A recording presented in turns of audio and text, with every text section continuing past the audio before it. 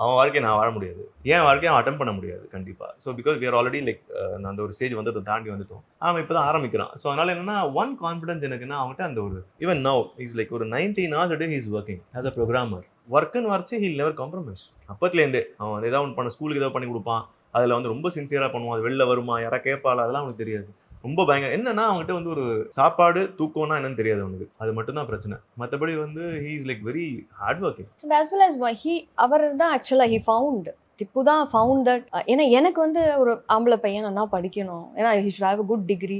Any mother, normal mother அப்படிதான் நினைப்போம். என்னதான் நீங்க ஆர்ட்ஸ் இருந்தாலும் என்னதான் ஸ்போர்ட்ஸ் இருந்தாலும் ஒரு பேசிக் டிகிரி வேணும், ஒரு ப்ரொஃபஷனல் கோர்ஸ் வேணும் அப்படின்னு தான் நான் நினைச்சிருந்தேன். பட் அவர் வந்து ஐ ஷுட் ஆக்சுவலி இவர் தான் கண்டுபிடிச்சாரு. இல்ல அவர் தான் இல்ல ஐ ஷுட் டெல் த ட்ரூத்ல. see any mother will be like that. நானும் அப்படிதான் இருந்தேன். என்னதான் பாடினாலும் என்னடா பாடினாலும்